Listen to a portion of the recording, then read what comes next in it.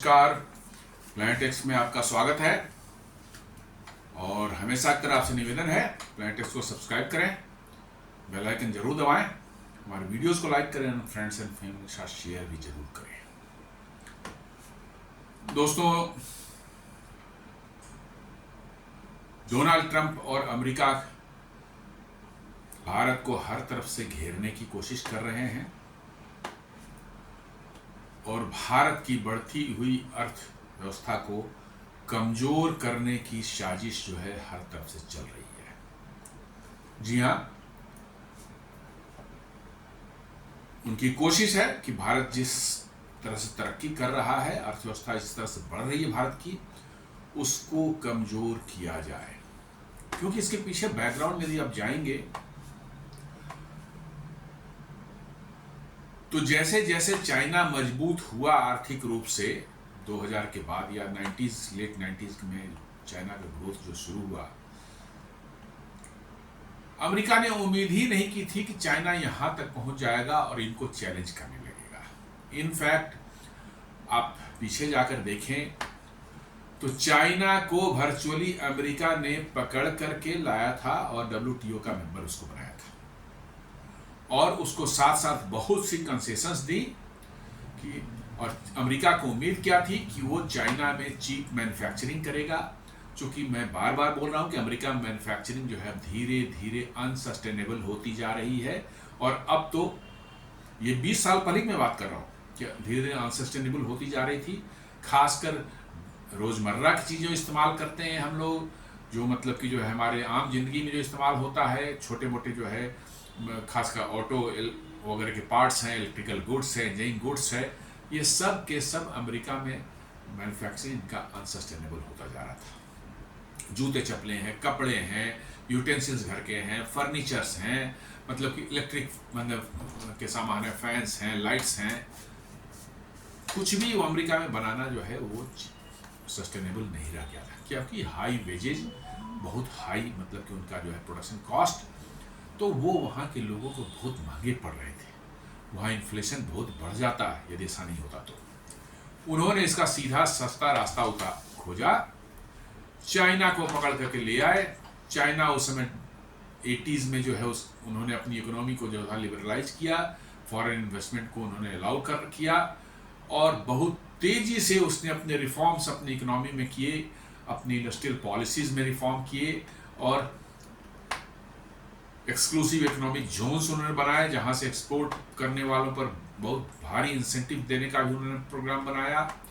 और इस तरह से उन्होंने सारा चीज़ जो है मैंने बिजनेस करना इतना आसान कर दिया। और उसी बीच अमेरिका को ज़रूरत हुई कि वैसे जगह एक देश जहां पर अमरीकियों के लिए जो है बहुत सस्ते दर पर जो है उनको सामान मैन्युफैक्चर करके जो है मिल सके, बनेगा कहीं और, उसको हमें इंपोर्ट कर लेंगे बहुत चीपर प्राइस पर और वो बिकेगा अमेरिका में। तो धीरे धीरे आप देख लीजिए वहाँ की रेडीमेड गारमेंट्स की कंपनियां, जूते चप्पल बनाने की कंपनियां, जो है घर में जो यूटेंसिल्स बनते हैं, इवन जो बर्तन जो किचन में हमारे इस्तेमाल होते हैं, वो सभी की सभी जो हैं, फोन्स हो गए, आपको लाइट्स हो गए, फैंस हो गए, क्रिसमस में सजावट की जो सामान बिकते हैं बाजार में वो सब हो गए, गिफ्ट जो है आप देते हैं अपने डियर एंड डियर्स को, वो सब हो। कुछ भी ऐसा नहीं बचा कि जो चाइना में उन्होंने शिफ्ट नहीं किया। इनफैक्ट अमेरिकन गवर्नमेंट ने उनको WTO में लाने के बाद जो अपनी कंपनियों को और प्रमोट किया कि भैया जाओ चाइना में तुम जाकर बनाओ। और इससे क्या हुआ, चाइना में बनने लगी सामान बनने लगे, चीपर में अमेरिका में पहुंचने लगे और इससे क्या हुआ, चाइना की एक्सपोर्ट्स बड़ी तेजी से बढ़ा, उनके पास फॉरेन करेंसी आना शुरू हुआ और अमेरिका की डिपेंडेंस धीरे धीरे धीरे धीरे चाइना पर बढ़ती गई। और उसके बाद जो है अब पिछले 10-12 सालों 15 सालों में आप देखेंगे कि अमेरिका को महसूस होने लगा कि भाई अभी तो ज़्यादा बड़ा हो गया है, अभी तो बदमाशियां मेरे साथ कर रहा है, मुझे आंखें दिखा रहा है। तो उसको कंट्रोल में रखने के लिए उनको एक प्यादा चाहिए था और वो प्यादा उन्होंने ढूंढा भारत में। भारत हालांकि प्यादा बनने को तैयार नहीं था, लेकिन उनको लगा कि हम इसको बना लेंगे प्यादा, इसको रख लो अपने साथ में और तब भारत को इंसेंटिवाइज करना शुरू हुआ। धीरे धीरे धीरे धीरे कुछ कुछ चीज़ों की जरूरत पड़ेगी तो हम उसको चाइना के अगेंस्ट में इस्तेमाल करेंगे। उन्होंने क्वाड बनाया, क्वाड में वो मिलिट्री अलायंस भी वो चाहते थे। भारत ने ताकि जरूरत पड़ने पर भारत जो है चाइना पर इधर से अटैक कर सके अपने लैंड बॉर्डर से जो है, और पैसिफिक में जो अमेरिका उन पर अटैक कर सके, मतलब कि जो है चाइना पर, और दोनों तरफ से मिलकर चाइना को स्क्वीज किया जा सके, या अमेरिका ना भी अटैक करे तो भारत से कुछ कुछ करवाते रहना ताकि चाइना प्रेशर में रहे। भारत ने साफ मना कर दिया कि नहीं, मिलिट्री अलायंस क्वाड में हम नहीं बनेंगे, हम सिर्फ ट्रेड और इकोनॉमिक अलायंस जो है उसके लिए हम आए हैं क्वाड में। और वहीं से अमेरिका को मिर्ची लगनी शुरू हो गई कि भाई हमने इसको प्यादा बनाया था, इसको बड़े कंसेशंस दिए थे, कुछ बड़ा इनको लाड़ प्यार दे रहे थे कुछ दिनों से जो है कि भाई हमारा प्यादा बनेगा ये, लेकिन इसने मना कर दिया, ये कह रहा है हम लड़ेंगे नहीं चाइना से। और वहीं से शुरू हुई है लड़ाई। और साथ साथ जो है धीरे धीरे भारत की जो अर्थव्यवस्था जो है खासकर कोविड के बाद 5 सालों में बढ़ी है, वो अभूतपूर्व तेजी से बढ़ी है। और इसको लेकर के जो अब उनमें संशय बढ़ गया कि हम लोग तो प्यादा बनाने चले गए, ये तो अनदर चीन पैदा होने जा रहा है। और इसीलिए जो आप देखेंगे कि वो भारत को हर तरफ से घेर कर भारत की अर्थव्यवस्था को नुकसान पहुंचाकर भारत को कमजोर करने की साजिश कर रहे हैं। इसी में एक आया है, चूंकि इसी से उसका बैकग्राउंड मैं तैयार कर रहा था। सेंटर प्लान्स ₹70,000 करोड़ पुश पर शिप बिल्डिंग पोर्ट्स इंफ्रास्ट्रक्चर। मतलब भारत सरकार ने जो है एक 70,000 करोड़ का एक प्रोग्राम बनाया है, किस लिए? शिप बिल्डिंग के लिए और शिपिंग इंफ्रास्ट्रक्चर और पोर्ट इंफ्रास्ट्रक्चर को इम्प्रूव करने के लिए।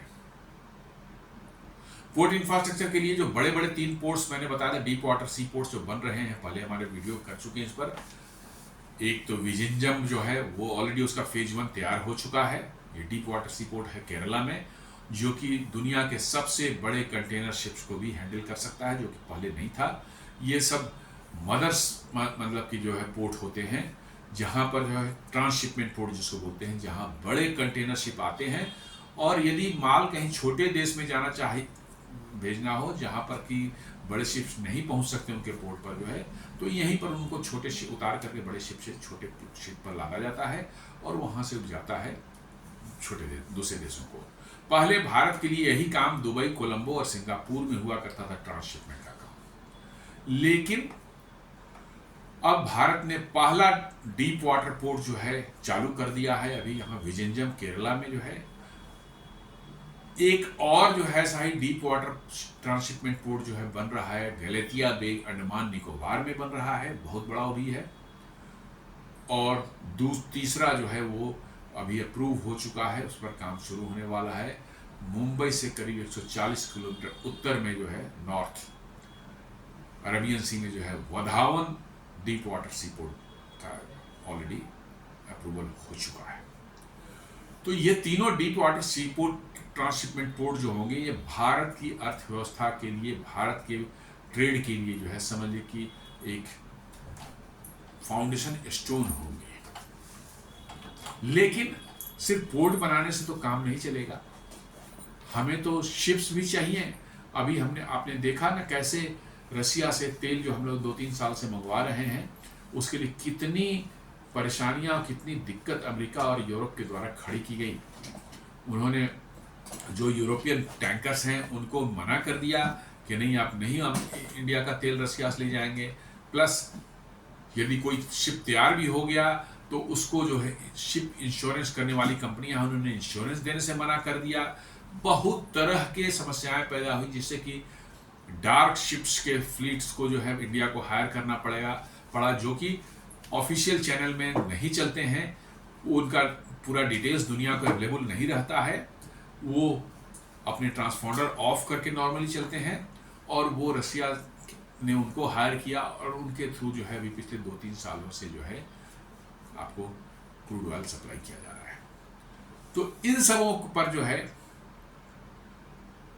इस खतरे से निपटने के लिए भारत सरकार ने डिसाइड किया है कि 70,000 करोड़ का एक फंड बनाया जा रहा है, जिससे शिप बिल्डिंग और पोर्ट इंफ्रास्ट्रक्चर इंप्रूव करने के लिए इस्तेमाल किया जाएगा। According to the report, the package will comprise rupees 20,000 crore for developing and operationalising a ship cluster programme. Ship बनाने, बिल्डिंग का जो क्लस्टर एक बनाया जाएगा उसके लिए 20,000 करोड़ खर्च किए जाएंगे। Another 20,000 crore under a new ship building financial assistance programme. एक ship building financial assistance programme बनाए, SBAP बोलते हैं, सॉरी SBFP है, उस FAP बोलते रहे, उसका नाम है शॉर्ट में जो है ship building financial assistance programme. उसके लिए 20,000 करोड़ रुपए रखे गए हैं और 25 से 30,000 करोड़ रुपए जो है रखे गए हैं मैरीटाइम डेवलपमेंट फंड के लिए। कहीं कहीं पोर्ट्स को इंप्रूव करना होगा, ड्रेजिंग करना होगा, गहराई बढ़ानी पड़ेगी ताकि, या बर्थिंग के लिए जो है उसमें जो है जेटीज बनाने होंगे, उन सबों के लिए 25 से 30,000 मैंने 70,000 करोड़ का प्रोजेक्ट जो है भारत सरकार ने एक तैयार किया है, जिसका इस्तेमाल किया जाएगा भारत में शिप बिल्डिंग और पोर्ट इंफ्रास्ट्रक्चर को इम्प्रूव करने के लिए। ये ऐसी बात नहीं कि सडनली मैंने ये ख्याल आ गया, ये आत्मनिर्भर भारत प्रोग्राम के तहत ये सब चीज़ें धीरे धीरे जो हैं प्लान की जा रही थी और वो स्टेप बाय स्टेप, जो सभी चीज़ों को एक साथ आप नहीं कर सकते। सारी चीज़ों को आप एक साथ करना चाहेंगे तो आप फोकस भी लूज करेंगे और उतना आपके पास फंड्स या रिसोर्सेज भी नहीं होंगे। तो आप देख रहे हैं कि एक एक करके ये आ रहे हैं, तो आपका जो है ये जो 3 डीप वाटर सी पोर्ट का प्रोजेक्ट चल रहा है, उसके बाद ये बिगेस्ट मतलब कि जो मैरीटाइम मतलब कि एक्टिविटीज में जो है शिप बिल्डिंग और पोर्ट इंफ्रास्ट्रक्चर इंप्रूवमेंट के लिए ये biggest, one of the biggest programme मतलब कि जो लॉन्च किया है गवर्नमेंट द्वारा जो है। तो आइए देखते हैं क्या क्या इसमें। The central government is preparing to roll out a 70,000 crore financial package aimed at boosting ship building, ship repair and port infrastructure. ऐसा एक मिंट जो है एक न्यूज एजेंसी है, उन्होंने जो है रिपोर्ट किया है। The plan is likely to be cleared by the union cabinet by mid September. ये प्लान बना करके जो है कैबिनेट में भेज दिया गया है और कैबिनेट जो है इसको मोस्ट प्रोबेबली जो है मिड सितंबर तक जो है इसको अप्रूव कर देगी। अप्रूव करने के बाद जो है ये एग्जीक्यूशन में आ जाएगा और इससे जो है समझ लिए कि आपके ओन शिपिंग फ्लीट्स होंगे भारत के, और फिर ये जो एक्सटर्न वेस्टर्न सैंक्शंस जो बीच बीच में लगाते रहते हैं, वो उनको जो पसंद नहीं आया तो ये सैंक्शन लग जाएगा, ये पसंद नहीं आया तो वहाँ सैंक्शन लग जाएगी। हर तरह की जो है बदमाशियाँ उनकी हैं, आपको काफ़ी हद तक जो है उससे मुक्ति मिल पाएगी। ये बड़ा ही विजनरी प्रोग्राम है, क्योंकि ऐसा कोई नहीं सोचता कि भाई कि हम मतलब शिप बिल्डिंग में, जबकि शिप्स अवेलेबल हैं दुनिया में, बहुत बड़े तादाद में शिप्स अवेलेबल हैं जो कि आपके कार्गो को ढोने के लिए तैयार हैं। बट प्रॉब्लम यह है कि आपको जिस समय जरूरत पड़ेगी उस समय यदि वो एक्टिविटी पसंद नहीं आ रही वेस्ट को जो है, तो वो आपको सैंक्शन कर देंगे। दिस इज रियली मतलब कि जो है डेंजरस मतलब सिचुएशन, कि आपको जब जरूरत है वो कहेंगे नहीं आपको शिप नहीं मिलेगा, चाहे शिप मिल भी गया तो हम उसको इंश्योरेंस नहीं देंगे। ये उनका ब्लैकमेल करने का टैक्टिक्स जो है जमाने से चल रहा है और वो इससे बाज नहीं आ रहे हैं। तो उससे परमानेंट मुक्ति के लिए पाने के लिए जो है भारत सरकार ने कहा कि नहीं, अब हमारा ओन शिप बिल्डिंग प्रोग्राम होगा, हम खुद शिप्स बनाएंगे, शिप्स हमारे कंट्रोल में रहेंगे। और आपने देखा हो कुछ न्यूज आई थी कि शिपिंग इंश्योरेंस की भी एक्टिविटी भारत में शुरू होने जा रही है। भारत में ही कुछ कंपनियां जो है शिपिंग इंश्योरेंस भी करेंगी। मतलब शिपिंग इंश्योरेंस के लिए भी जो है 2-4 कंपनियां जो दुनिया में हैं, जो लंदन के सिटी ऑफ लंदन में बैठती हैं। लंदन एक अलग है और लंदन के अंदर में ही एक छोटा सा एरिया, उसको सिटी ऑफ लंदन बोलते हैं, वहीं बैठते हैं सारे के सारे कोई गहरे राज्य के लोग, और वो वहीं से बदमाशियाँ करते हैं पूरी दुनिया के लिए जो है। तो वो 4-5 कंपनियां जो हैं पूरा जो शिपिंग इंश्योरेंस पर जो कब्जा करके बैठी हैं, वो भारत उसको तोड़ने वाला है। अब यहाँ पर जो है एक अलग बनने वाला है शिपिंग इंश्योरेंस का जो है वो, और यहाँ की इंश्योरेंस कंपनियां शिपिंग इंश्योरेंस भी सप्लाई करेंगी, ताकि आप पर वो भी समस्या न रहे कि आपने शिप तो बना लिया लेकिन वो इंश्योर्ड नहीं है। वो फिर जाएंगे उनके पास, वो कहेंगे नहीं आप रशियन वाल ले रहे हैं, चाहे यहाँ से ये सामान ले रहे हैं, हम आपको नहीं देंगे, इंश्योरेंस नहीं देंगे आपको, तो फिर आप फंस जाएंगे। तो this is where this action will come into picture. आप शिप बिल्डिंग बनाने वाली जितनी भी कंटेनर कंपनीज हैं, आप देखेंगे मेडिटेरेनियन शिपिंग कंपनी MSC है। Then one of the biggest दुनिया की जो है मर्क्स जो है, CMA CGM, then Cosco shipping lines, Hapag Lloyd, Evergreen Marine Line, Ocean Network Express, HMM company, Yang Ming Marine Transport Corporation, Zim Integrated Shipping Services Limited. ये 10 जो है दुनिया की टॉप शिपिंग कंपनीज हैं। एक भी इसमें भारतीय नहीं है।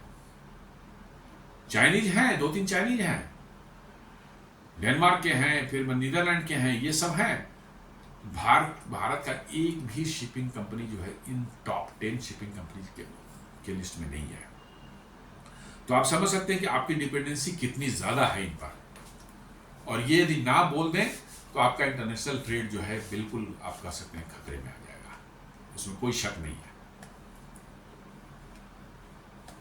Then what the package continues. Package की बात हम सोचें तो 20,000 करोड़ पर developing and operationalising a shipping cluster programme. एक शिपिंग क्लस्टर प्रोग्राम बनाया जाएगा जहां पर शिप बिल्डिंग एक्टिविटीज के लिए छोटे छोटे जो यूनिट्स, छोटे मीडियम और बड़े साइज के यूनिट्स बनेंगे।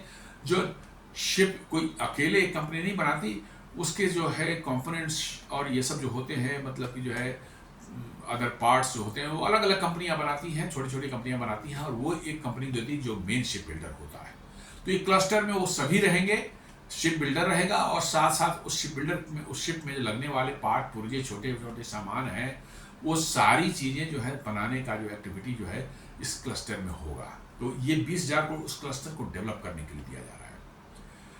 Then another 20,000 crore under a new shipbuilding financial assistance program, SBFAP जिसको बोल रहे हैं।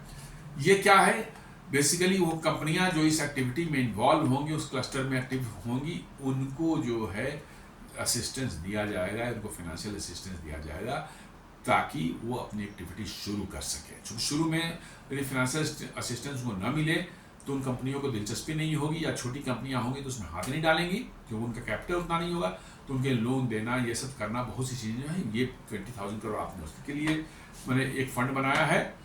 और तीसरा जो है ये 25 to 30,000 करोड़ का सिटी में आप maritime development fund, MDF, maritime development fund.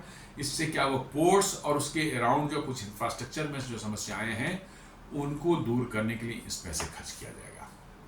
यदि उनको जो है अपना ड्रेजिंग चैनल जो है, शिपिंग चैनल जो है, जो पोर्ट पर शिप जिसके थ्रू आते हैं, उनको उनकी गहराई बढ़ानी है तो वहाँ ड्रेजिंग की जरूरत पड़ेगी, तो ड्रेजिंग करने के खर्चे दिए जाएंगे। इससे जो है शिप पर जो बर्थिंग के लिए जेटी बनाए जा सकते हैं नए, उसके लिए जरूरत पड़ेगी, तो उसके लिए पैसे दिए जा सकते हैं इस फंड से जो है। और शिप पर और कोई लॉजिस्टिक जैसे क्रेन्स वगैरह जो है लगाने हैं आपको, इसको उतारने, कंटेनर को उतारने और चढ़ाने के लिए, उसकी व्यवस्था में पैसे लगते हैं। तो वो सब सारी व्यवस्थाएं जो है ये 25 से 30,000 करोड़ जो है उसके लिए रखा गया है। हाँ, ये कह सकते हैं कि भाई ये 25 से 30,000 अभी, बट इनिशियल स्टार्ट करने के लिए दे आर एडिक्वेट। इसमें फर्दर जरूरत पड़ेगी तो सरकार और भी फंड्स लेकर के आ सकती है। तो बड़े बड़े जो कंपनियां हैं, एक बार जो है उनका शिप बिल्डिंग का कार्यक्रम शुरू हो जाएगा, they will become self sustainable. उसके बाद उनको सरकार के असिस्टेंस की जरूरत नहीं पड़ेगी, बट इनिशियली वो असिस्टेंस रिक्वायर्ड होती है, इसलिए सरकार ने ये फंड बनाया था। बहुत ही स्वागत योग्य कदम है ये, और ये भारत को अपने शिप बिल्डिंग और क्या कहते हैं शिपिंग एक्टिविटीज में आपको आत्मनिर्भर बनाने में जो है बहुत बड़ा योगदान देने वाला है। ये पहली पॉलिसी जो है, the ship building programme aims to create cluster with 1.0 to 1.2 million tons gross tonnage capacity each. मतलब कि जो है ये अलग अलग क्लस्टर होंगे जहां पर जो शिप्स बनाए जाएंगे उसमें जो है मिनिमम उनकी 1.0 से लेकर 1.2 मिलियन ग्रॉस टनेज कैपेसिटी होगी। मतलब कि जो है टनेज कैपेसिटी माने एक आप शिप बनाते हैं तो उसका ग्रॉस डेड वेट जो होता है जब बनता है उसमें कोई एक्स्ट्रा लोड नहीं, शिप सिर्फ अपने आप में वो है, कोई उसमें सामान लोडेड नहीं है, कोई कार्गो लोडेड नहीं है, तो उसका क्या टनेज होता है, 1 लाख टन होगा, 1.5 लाख टन होगा, 50 लाख टन होगा।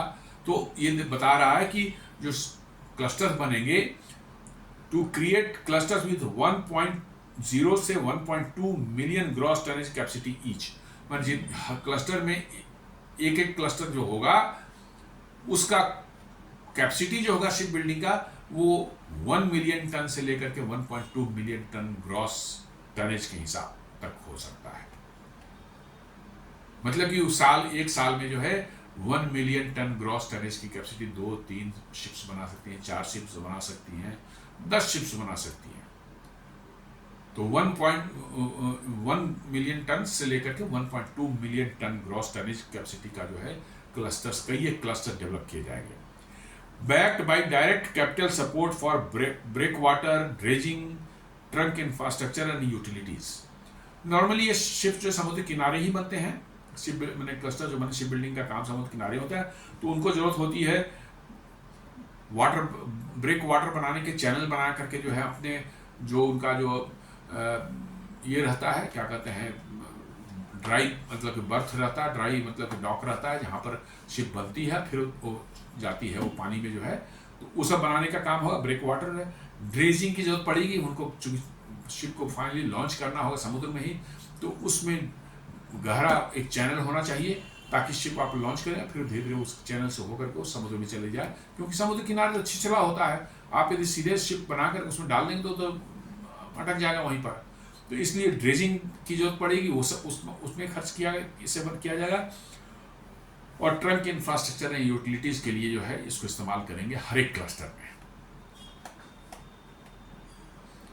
States under consideration will include Andhra Pradesh, जिन स्टेट्स में ये काम होना है, क्लस्टर्स बनेंगे, वो होगा आंध्र प्रदेश, उड़ीसा, तमिलनाडु, गुजरात एंड महाराष्ट्र।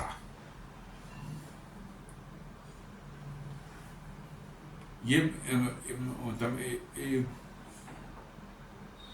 5 स्टेट्स हैं जिनमें कि ये क्लस्टर बनाए जाने हैं, आंध्र प्रदेश, उड़ीसा, तमिलनाडु, गुजरात एंड महाराष्ट्र। इन सबों में जो है एक एक 2-2 क्लस्टर इस तरह से बनेंगे जहां शिप बिल्डिंग का काम होगा।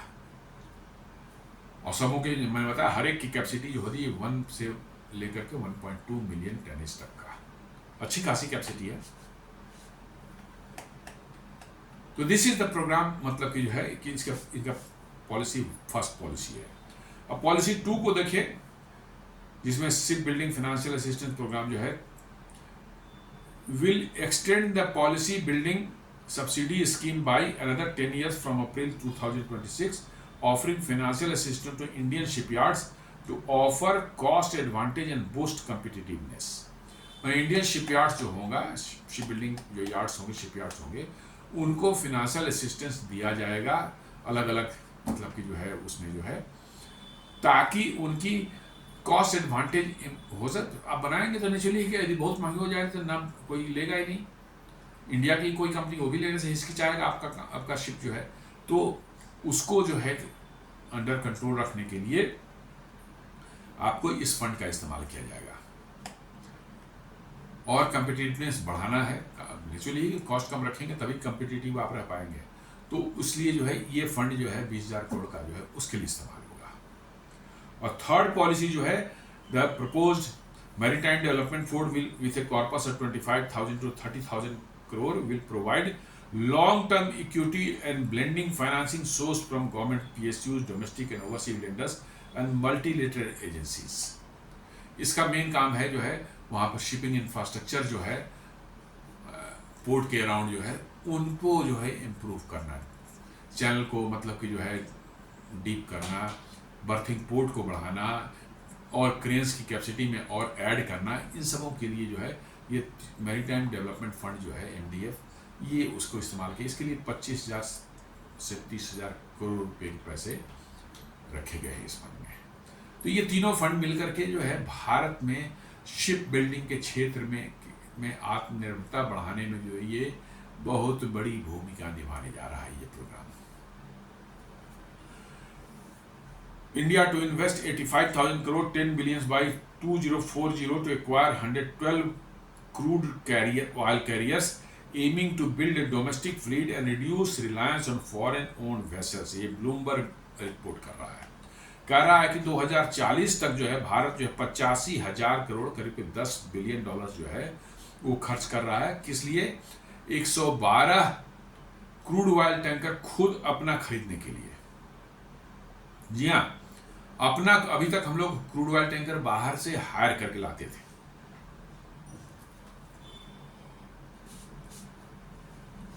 बाहर की कंपनियां जो है उनको हम लीज पर हायर करके लाते थे, क्रूड जो है उन पे लोड करके जो भारत में लाते थे, और वही वेस्टर्न सारी वेस्टर्न कंपनियां, most of them are of western countries, तो वो उनको जब इच्छा होती थी वो उसको ब्लॉक कर देते थे, या ब्लॉक तैयार शिपिंग कंपनी तैयार हो गई तो इंश्योरेंस नहीं देते थे, या देते भी थे तो बहुत हाई प्रीमियम पर देते थे। ये भी बात है, यदि देते भी थे तो आपको हार्म करने के लिए इतना हाई प्रीमियम पर देते थे कि आपके लिए मुश्किल हो जाता है कि आपका जो क्रूड खरीद रहे हैं तो उसमें जो आपको डिस्काउंट मिला मालूम उससे ज़्यादा तो आप खर्च कर दिए इंश्योरेंस में। तो वही कर रहा है कि India to invest 85,000 crore by 2040 to acquire 112 crude oil carriers, aiming to build a domestic fleet and reduce reliance on foreign-owned vessels। माने 112 क्रूड ऑयल टैंकर्स के एक फ्लीट भारत बनाना चाहता, तैयार करना चाहता अपना ओन, ताकि हमारी डिपेंडेंसी जो है बाहर के क्रूड ऑयल टैंकर्स पर जो है पूरी तरह से खत्म हो जाए। उनकी दादागिरी जो हम पर चलती है अब वो हम लोग सहन नहीं करेंगे। ये बहुत बड़ा स्टेप है, पहले लिया जाना चाहिए था ये सब। आप चाइना में देख लें, उनके बड़े बड़े शिपिंग कंपनी वहां पर हैं, शिप बिल्डिंग भी वहां बहुत बड़े पैमाने पर होती है, और बड़ी बड़ी शिप बिल्डिंग कंपनीज हैं, शिपिंग कंपनीज हैं, उनके ओन टैंकर्स हैं, कहाँ उनको कोई परेशान कर पाता है। यूरोप अमेरिका बोलते रहे, बोला नहीं हम तो अपना काम करेंगे, तुम दफा करो। इवन देखिए इतने हेवी सैंक्शन के बाद ईरान से भी ऑयल ले रहे हैं। भारत ने तो कम से कम ईरान से लेना 2018 के बाद बंद कर दिया था, बट वो अभी भी ईरान से, उनका रसिया से जितना तेल लेते हैं उससे ज़्यादा ईरान से तेल आता है उनका। वो इसी कारण से है, बिकॉज कि उनकी अपने शिप्स हैं, उनके अपने इंश्योरेंस हैं, इसलिए they don't bother for these things कि यूरोपियंस हमको परेशान करेंगे, वेस्टर्न वाले परेशान करेंगे हमको। India targets to raise the share of locally built oil tanker in its fleets to 7% by 2030 from 5% at present। अभी तक आपका जो है जो लोकल बिल्ट ऑयल टैंकर जो हैं उसका जो आपका शेयर था आपके फ्लीट में वो सिर्फ 5% था, अब उसको बढ़ा के आप 7% कर देंगे, तो आपकी डिपेंडेंसी बाहर पर और घट जाएगी। अभी भी रहेगी, हमने 100% नहीं खत्म होगा, लेकिन कब होगा। The idea is to eventually increase it to 69% by 2047। जो लोकली बिल्ट टैंकर्स हमारे पास में हैं उनका जो परसेंटेज है हमारे फ्लीट में, अभी हम 5 से 7% पर जाएंगे इस 70,000 करोड़ का जो प्रोग्राम चल रहा है उसके बाद, नहीं सॉरी 85,000 करोड़ का जो प्रोग्राम है 112 टैंकर लेने के बाद जो है तो हमारा 2% बढ़ जाएगा, करीब करीब हम सब 7% चल जाएंगे। लेकिन 2047 तक जो कि हमारे मोदी जी ने कहा है कि विकसित भारत बनाने का लक्ष्य है उनका, 2047 तक विकसित भारत, उस समय तक इसको 69% करने का प्लान है। मैंने सोचिए अभी 5% है, ये 7% बढ़ जाएगा अगले कुछ सालों में, और हम इसको कहाँ ले जाना चाहते हैं,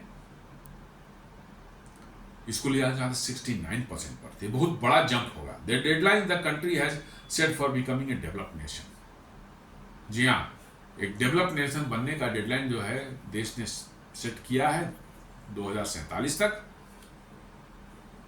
और उसी के उसमें ये रखा गया है कि भैया हम अपना शिपिंग टैंकर का हमारा फ्लीट जो होगा उसका परसेंटेज लोकली बिल्ट टैंकर जो उसमें होंगे वो होंगे 69% तक। जब इंडिया रसिया वार शुरू हुआ था तो यूएस ने जो शिपिंग कंपनी को 30 देशों के शिपिंग कंपनीज को जो है नोटिस दिया था कि भाई भारत जो है रसिया से ऑयल खरीद रहा है और आप उस ऑयल को कैरी कर रहे हो तो ये वायलेशन है, मतलब कि जो है sanctions on Russian oil, sanction का वायलेशन है, हमारा आप पर एक्शन लेंगे। इस तरह की चीजें होती रही हैं, इसीलिए तो डिसाइड किया गया कि भैया नहीं, अब अपने टैंकर्स होने चाहिए, हम दूसरे टैंकर पर ज़्यादा डिपेंडेंट नहीं रहेंगे। A source who has viewed the document said that the US Treasury Department has written notification to vessel management company asking for information on 100 boats suspected of breaking sanctions imposed by the West on Russian oil। मैंने धमकाने का काम है कि जो भी company Russian oil को carry करके भारत पहुंचा रही है उसको यूएस एडमिनिस्ट्रेशन जो है चिट्ठियां लिख लिख के धमकाता रहा है पास में जो है।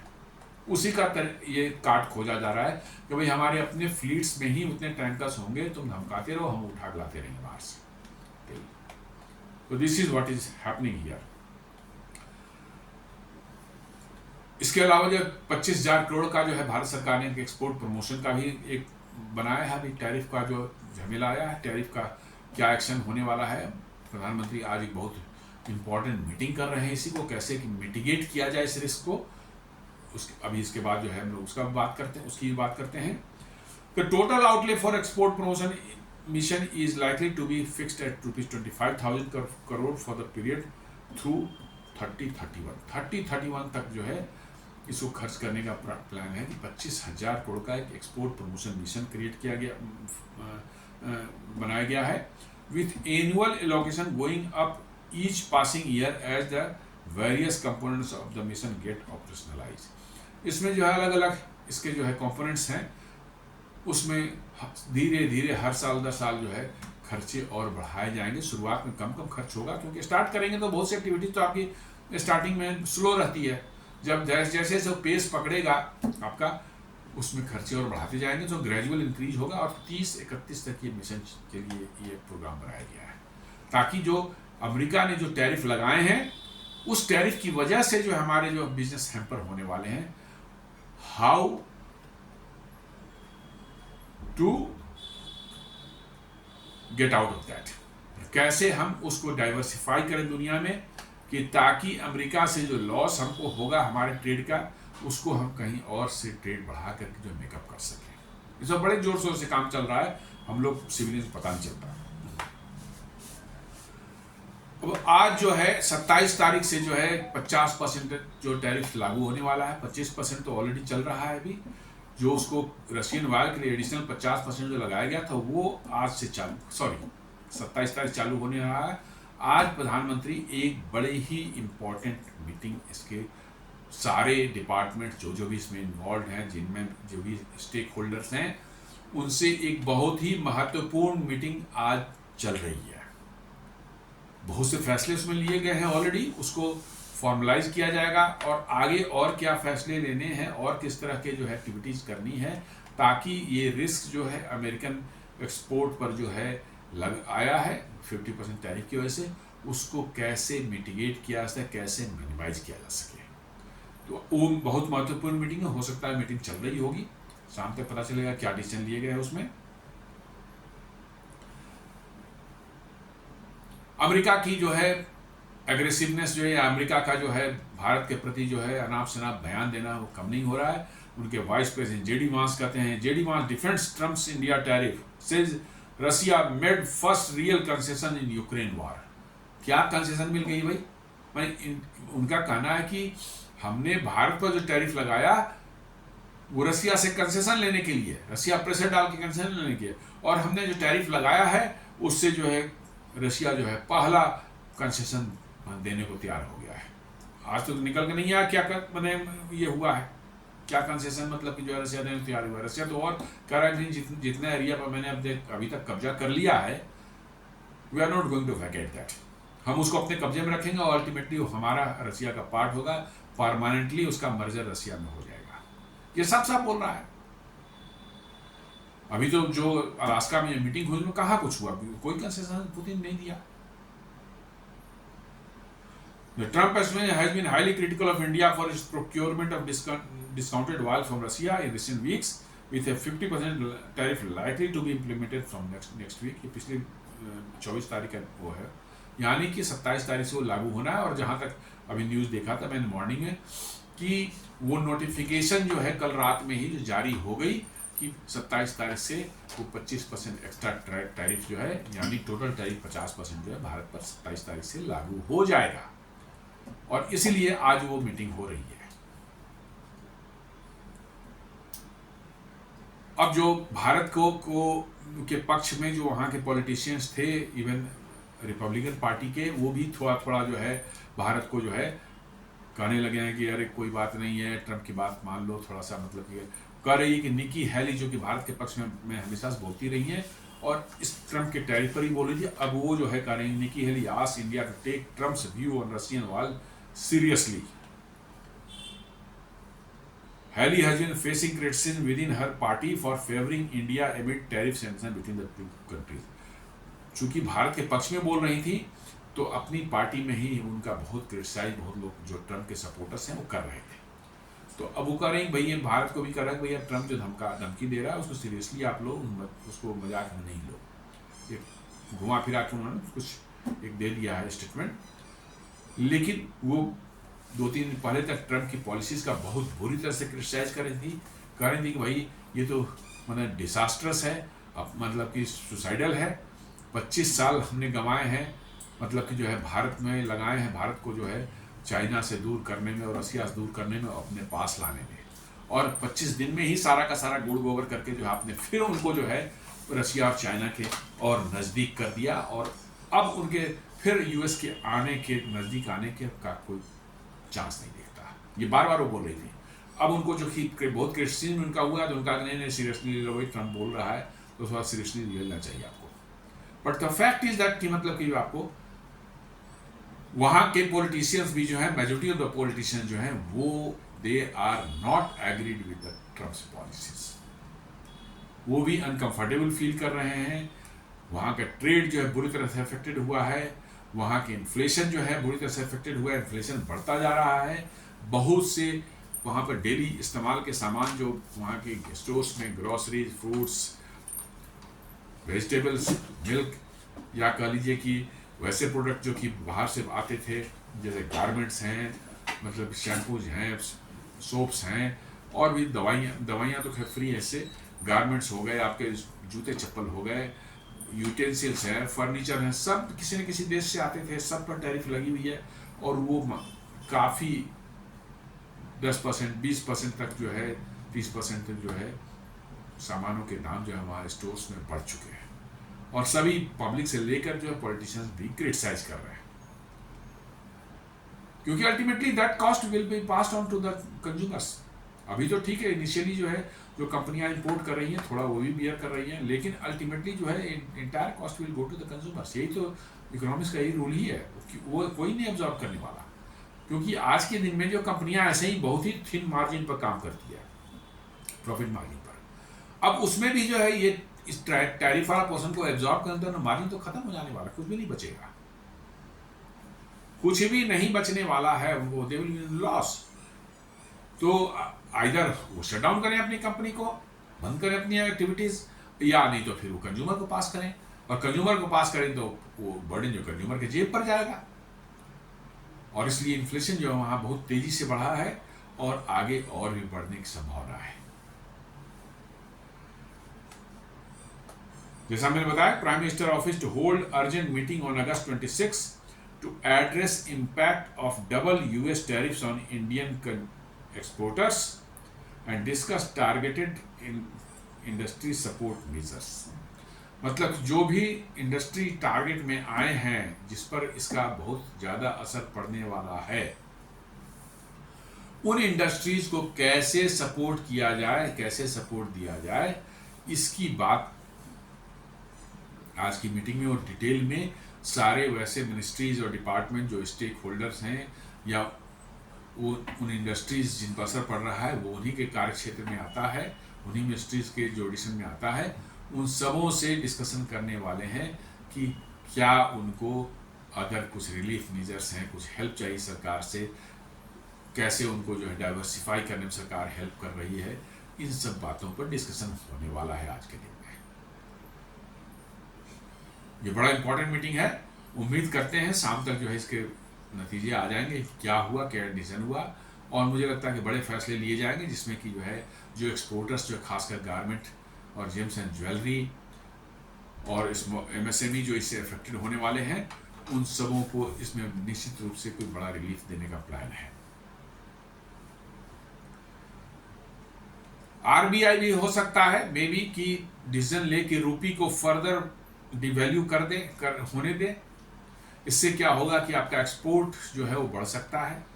रूपी डिवैल्यू होता है तो बाहर के देशों में जो होते हैं उनको इंपोर्ट करना चीपर होता है, तो टैरिफ बड़ी है तो चीपर, यदि हमारा यहीं से प्राइस चीपर हो जाएगी तो शायद वो क्वेश्चन बन जाए और आपके एक्सपोर्ट्स बढ़ सकते हैं। लेकिन इसका ये दुधारी तलवार है, इसका दूसरा असर पड़ता है आपका इंपोर्ट पर। एक्सपोर्ट तो आगे बढ़ जाएगा बट इंपोर्ट महंगे हो जाएंगे, क्योंकि जितने डॉलर का सामान आप ले रहे हैं उसके लिए आप ज़्यादा रुपया भारत में खर्च करने पड़ेंगे आपको, क्योंकि रुपी डिवैल्यू हो चुका है। ये बड़ा ही टाइट बैलेंसिंग एक्ट होता है कि आप रुपी को अप्रिशिएट करेंगे तो एक्सपोर्ट गिर जाएगी, आपका इंपोर्ट सस्ता हो जाएगा। रुपी को डिवैल्यू होने देंगे, डिप्रिशिएट होने देंगे तो एक्सपोर्ट इंप्रूव कर जाएगा, लेकिन मतलब कि जो है आपके इंपोर्ट जो है महंगे हो जाएंगे। बड़ा बैलेंस, डेलिकेट बैलेंस करके रखना पड़ता है। तो देखना है कि आरबीआई क्या करती है, बट हिंट्स हैं कि शायद डिवैल्यू यदि थोड़ी बहुत होती है तो आरबीआई उसमें इंटरवेन नहीं करेगी उसको रोकने के लिए, शायद होने देगी। Let us see what happens. It is important to note that most of our Asian peers are going to face tariff between 20 to 40%, while India will be subject to 50%. Asia में नॉर्मली सभी आसपास देश या south east Asian सभी करीब 20% के 20 से 40 के बीच में उनका टैरिफ है। भारत को 50%, दो कंट्रीज हैं हाईएस्ट हैं, भारत और ब्राजील, जो कि 50% दोनों के हैं।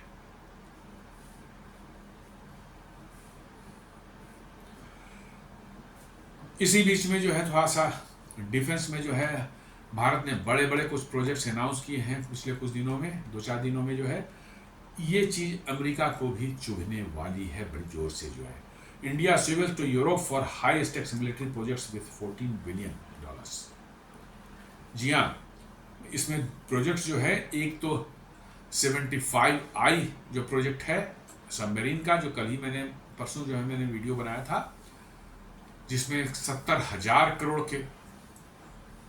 का प्रोजेक्ट है वो, और उसमें 6 सबमरीन्स बनाएंगे with AIP, air independence propulsion के साथ। और ये करार जो है होने वाला है, फाइनल होने वाला है, सिर्फ फाइनल हो चुका है, सिर्फ प्राइस नेगोशिएशन थोड़ी बहुत बाकी है, वो 1-2 महीने में हो सकती है। ये होने वाला है मझगांव डॉक लिमिटेड और जर्मनी की थाइसन क्रुप मैरीन सिस्टम जो कंपनी है जो सबमरीन बनाती है ये, उसके साथ ये 6 के 6 सबमरीन जो हैं भारत के मझगांव डॉक्स में बनेंगे। और ये शायद जो है आखिरी जो है सबमरीन जो हैं फॉरेन कंपनीज को, जो इंपोर्टेड सबमरीन भारत में बनेंगे, इसके बाद के सबमरीन सभी जो है भारत में खुद बनेंगे।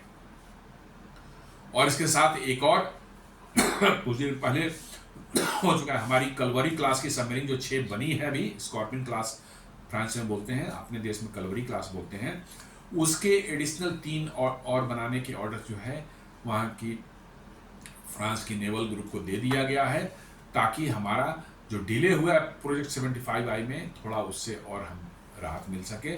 तो 6 हैं और 3 और कलवरी क्लास के बनेंगे, वो भी एयर इंडिपेंडेंस प्रोपल्सन साथ इक्विप्ड होंगे और वो भी मझगांव डॉक्स ही बनाएगा। तो कह सकते हैं कि ये 9 प्रोजेक्ट जो हैं 70,000 करोड़ का ये है, और वो भी कम से कम जो 30,000 करोड़ का होगा, 30,000 या 35,000 करोड़ का होगा। तो 1 लाख करोड़ के सबमरीन के ऑर्डर है। कहाँ गया है, जस्ट ध्यान रखें, कहाँ गया है ये, यूरोप। जी हाँ, अमेरिका को इसे बहुत ज़्यादा मिर्ची लगने वाली है कि यूरोप को इतने बड़े डिफेंस के ऑर्डर्स मिल रहे हैं और अमेरिका इसमें ठन गोपाल जो कुछ नहीं मिल रहा है। जो ऑर्डर्स मिलने भी थे कुछ $2-4 बिलियन के, वो सब भी ठंडे बस्ते में चले गए, पाइपलाइन में थे वो भी ठंडे बस्ते में डाल दिया गया है। PATI पोसाइडन ले लें आप, मतलब कि जो है स्ट्राइकर इन्फेंट्री कॉम्बैट व्हीकल को ले लें, जेवलिन एंटी टैंक मिसाइल को ले लें, देन मतलब कि आप इसको F-35 का जो बातचीत थी वो सब पर साफ कर दिया इंडिया ने कि नहीं चाहिए मुझे, हमें इसकी जरूरत नहीं है, वो सब ठंडे बस्ते में चले गए। और वही यूरोप को इतने बड़े बड़े ऑर्डर्स दे रहे हैं और पूरे चांसेस हैं मुझे मेरा अपना, और साथ साथ जो है अभी फ्रांस के साफरान के साथ में जो है 60,000 करोड़ का जो है आपका जो है नेक्स्ट जनरेशन फाइटर का, 5th जनरेशन फाइटर का MCA के इंजन बनाने की डील जो है अभी उससे फाइनल हो गई है। तो इसका मतलब है कि साफ इंडिकेशन है कि अमेरिका के अगर आप हमारे साथ बदमाशियां करेंगे तो हमारे पार्टनर्स और भी जगह मिल सकते हैं। आप अकेले टेक्नोलॉजी के जो है मास्टरपीस आपके पास में नहीं है, और उनके पास भी टेक्नोलॉजी है, हम वहाँ से टेक्नोलॉजी लेंगे, खर्च करेंगे, जिनको बिजनेस मिलेगा हमारे साथ क्यों नहीं बिजनेस करेंगे। अमेरिका को इस बात का भयानक कष्ट होने वाला है कि उसको धेले बराबर की कोई ऑर्डर नहीं मिल रही है, और यूरोप को 70 हजार करोड़ की एक साथ में ऑर्डर मिल रहे हैं। बहुत बड़ा ऑर्डर है ये। वही कह रहा है कि the move comes as India moves forward with the next generation project 75I which looks to develop and manufacture 6 submarines of TKMS के साथ में बनेगा। कौन सा क्लास होगा उसका नहीं पता है, नाम बाद में दिया जाता है, बट TKMS के टाइप 2 और 4 उसको बोलते हैं, वो सबमरीन बनेगी with air independent propulsion for the Indian navy and 5th generation advance medium combat aircraft. 5th generation advance medium combat aircraft engine का जो है प्रोजेक्ट जो है वो चला गया साफरान फ्रांस के पास में, वो भी 60,000 करोड़ का है। देख लीजिए कितने बड़े बड़े प्रोजेक्ट जो है दिए जा रहे हैं यूरोप की कंपनियों को जो है। The 2 components are essential: air independent propulsion and system in submarines and 120 kilonewton engines for the 5th generation aircraft। ये देखकर अमेरिका की तो बिल्कुल मैं बता रहा हूँ कि उनकी जो है जल भून करके राख हो गई होगी। तो ये एक मैसेजिंग है अमेरिका को कि भाई आप रहे हैं अपनी जगह पर, सुपर पावर होंगे, पैसा होगा, रखें अपने पास में, हमारा काम आप रुकता नहीं है, हमारे लिए भी और लोग तैयार है, पैसे देंगे तो कौन नहीं काम करेगा, पैसे देंगे तो बिजनेस करने के लिए तैयार है हमारा लोग।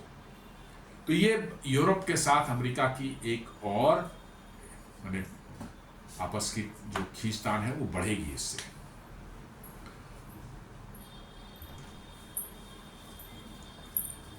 इसके साथ साथ जो है आपको जो है भारत ने जो है वाशिंगटन DC में जो है अमेरिका DC में एक लॉबिंग फर्म को हायर किया है कि कैसे जो है पॉलिटिकली जो है या ट्रंप एडमिनिस्ट्रेशन साथ जो है लाइजनिंग करें ताकि हमारी ये टैरिफ जो बढ़े हैं वो कैसे उसको जो है उस पर काबू पाया जा सके। Indian embassy in Washington is reportedly paying $75,000 per month to Mercury Public Affairs LLC to provide government relations, media relations and other services. मैंने गवर्नमेंट के साथ लाइजनिंग के लिए उसको दिया गया है $75,000 पर मंथ का, कि भाई गवर्नमेंट लाइन की कहाँ पर कोई दिक्कत है, किसके साथ हम कैसे कोऑर्डिनेट कर सकें ताकि ये टैरिफ वाला मामला हमारा सेटल हो सके। ये बैकडोर का काम है, बैकडोर का काम है, बैकडोर से कैसे आप अप्रोच करते हैं। अमेरिका में लॉबिंग फर्म हायर करना लीगल है, जो कि सरकार के साथ में या जो मिनिस्टर्स वहाँ सेक्रेटरीज हैं उनके साथ में लाइजनिंग कर सकती है, और उनके साथ कुछ लेन देन होता है वो सब का भी डील हो सकता है, वहाँ पर कोई दिक्कत नहीं है। इसके साथ साथ जो है ट्रंप की जो टैरिफ का जो चल रहा है उसके साथ साथ एक और जो है कि FTA लॉन्च होने जा रहा है, किसके साथ में, यूरेशियन इकोनॉमिक यूनियन एक है, उसमें रशिया है, कजाकिस्तान है, किर्गिस्तान है, आर्मेनिया है, बेलारूस है और अजरबैजान भी है। ये यूरेशियन इकोनॉमिक यूनियन जिसको बोलते हैं, इसके साथ भी जो है भारत जो है FTA जो है वो नेगोशिएशन जो लॉन्च करने जा रहा है, मैंने इनके साथ भी FTA जल्दी ही हो, शायद अजरबैजान इसमें नहीं है, बेलारूस, आर्मेनिया, किर्गिस्तान, कजाकिस्तान और रशिया, ये 5 हैं। इनके साथ भी भारत एक फ्री ट्रेड एग्रीमेंट जो है नेगोशिएशन लॉन्च करने जा रहा है, ये बहुत जल्दी हो जाएगा। तो आप अपने ट्रेड के नए रास्ते खोज रहे हैं, क्या कहते ठीक है अमेरिका दफा करो, अमेरिका नहीं खरीदेगा और कोई खरीदेगा, तो आप नए नए ट्रेड के जो है के रास्ते तलाश रहे हैं, और उम्मीद करते हैं कि अगले 2, 4, 6 महीने में 1 साल के अंदर में हम लोग अमेरिका से पूरी तरह से इन सब मामलों में जो है डीकपल हो जाएंगे, और ये भारत के लॉन्ग टर्म के लिए अच्छा ही रहेगा ये। तो दोस्तों ये था आज का एक विश्लेषण। उम्मीद करता हूँ कि वीडियो आपको पसंद आया होगा। आप इसे लाइक करें, अपने फ्रेंड्स एंड फैमिली के साथ शेयर करें, हमारे चैनल को सब्सक्राइब करें और बेल आइकन दबाना बिल्कुल नहीं भूलें। धन्यवाद।